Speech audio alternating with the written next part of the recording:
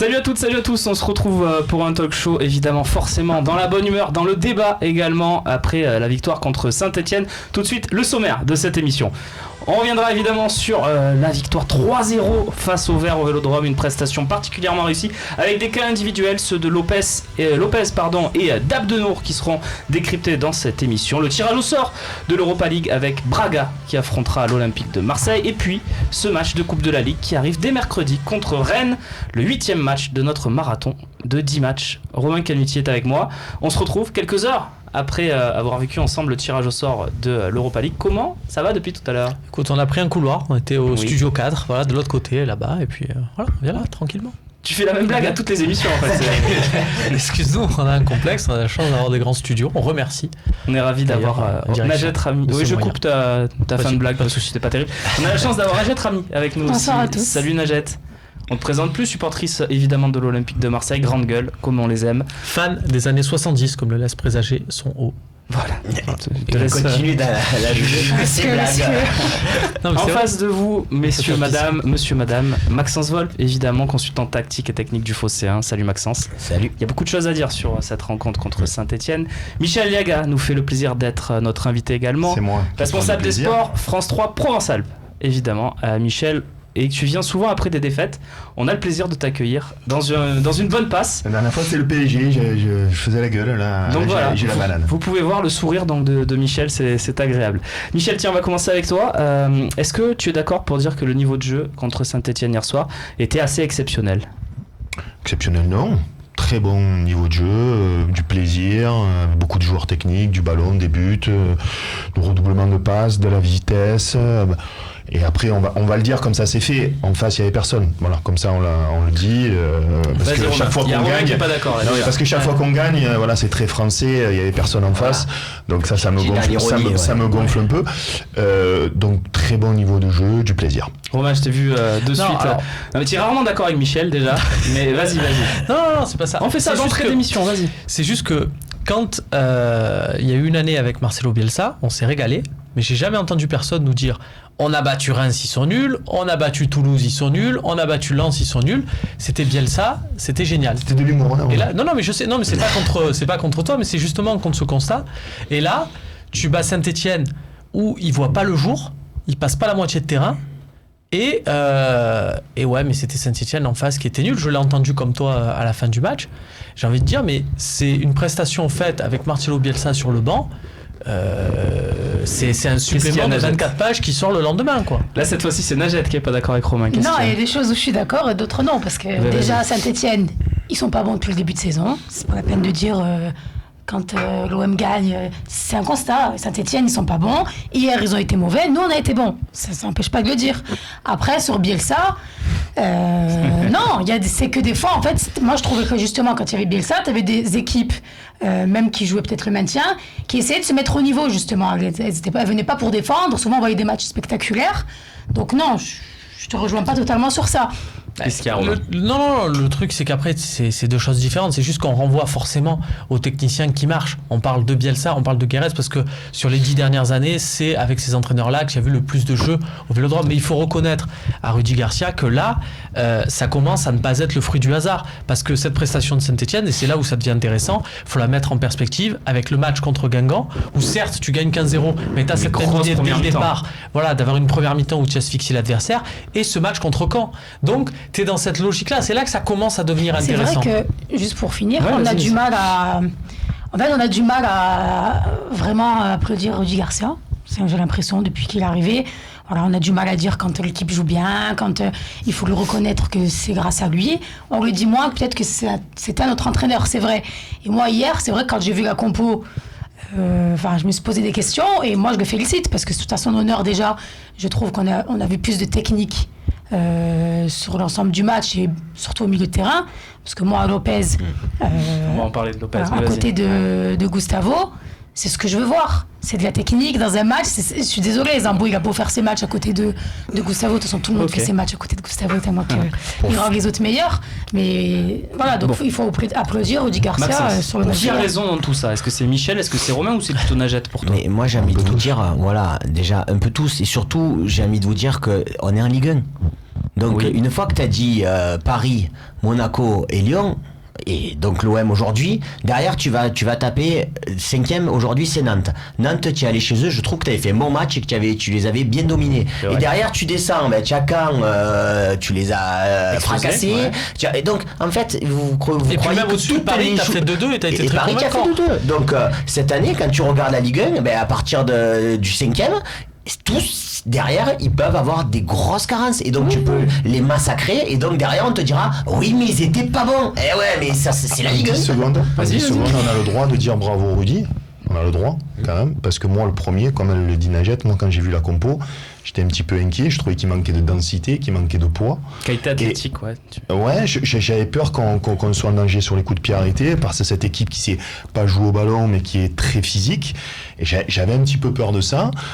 Sarr, Maxime Lopez, Sanson, Thauvin, Germain, je trouvais qu'il y avait beaucoup de petits gabarits, mais à l'arrivée, qui c'est qui a raison, c'est Rudy Garcia, parce qu'il a privilégié le jeu.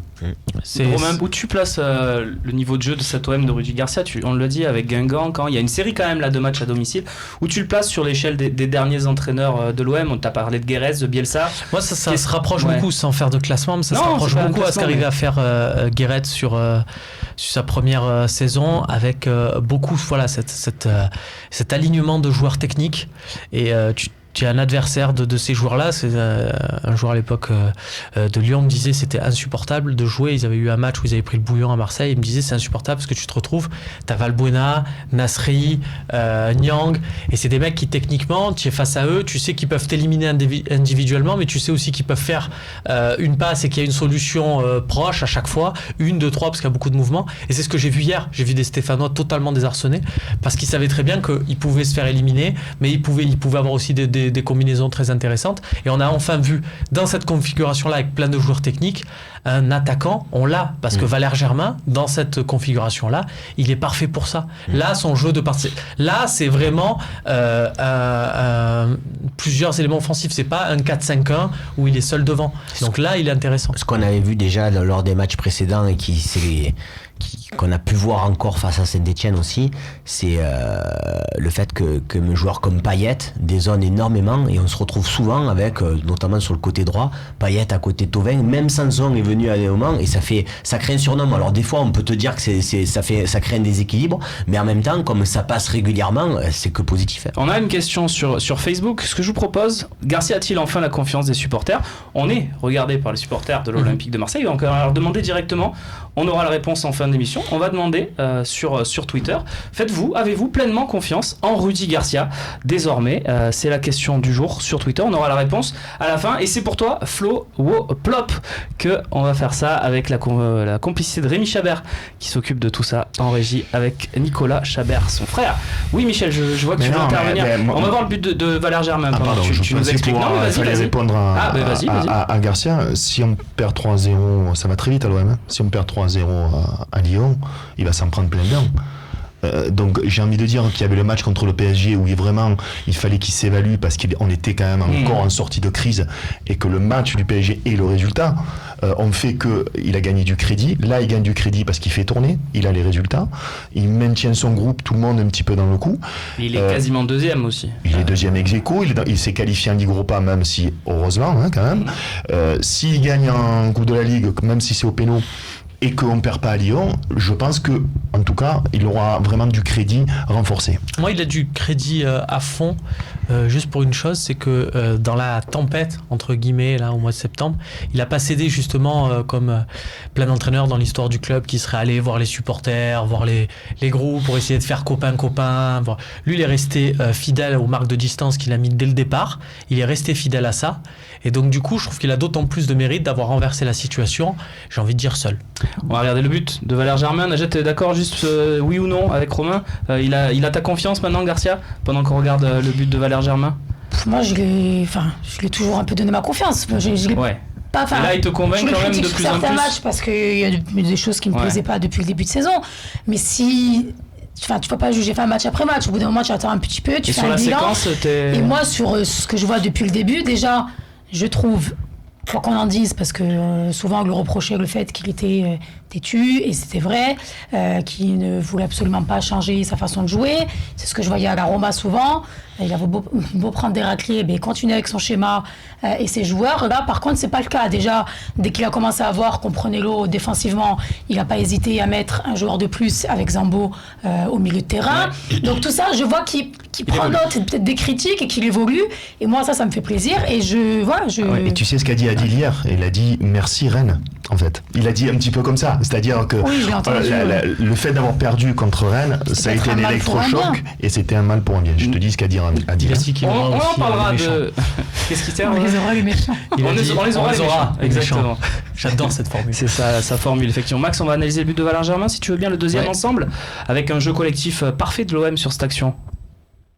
Ouais, mais écoute, encore une fois, Gustavo à la récupération, il a encore été énorme hier. Et super centre de Thauvin. Là, on retrouve les qualités de l'OM avec Gustavo. On retrouve ce qu'on demande beaucoup à Thauvin. Et il a encore été pas trop collectif hier. Donc c'est vrai que quand il l'est, on voit qu'il peut être décisif. Ah, oui. Et un Valère Germain qui se retrouve dans la boîte. Regardez d'ailleurs les stats qui sont sortis aujourd'hui sur le Phocéen. Thauvin qui en est déjà à 20 actions décisives depuis le début de saison. C'est assez exceptionnel. C'est aussi un des rares matchs où on a vu et Payet et Thauvin, bon, sur un match. Si. C'est le gros changement hier. Ah oui. Hier, en fait, c'est que l'OM, il n'y avait pas que Thauvin. C'est-à-dire que jusqu'à maintenant, on a beau dire, offensivement, le danger venait essentiellement passe décisive au but de Thauvin.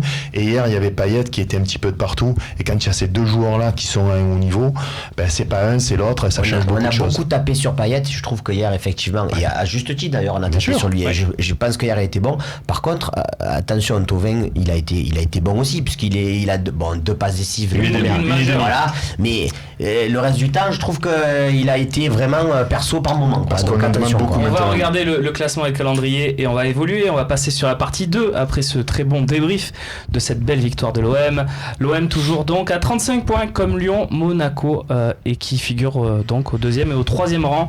La lutte sera serrée. Très avec énervante le calendrier également. Quand même. Oui, bien sûr, vas-y, dis-en un mot si tu veux. J'ai regardé les deux matchs de Monaco et de Lyon et comme le soulignerait Romain, j'ai cassé tout.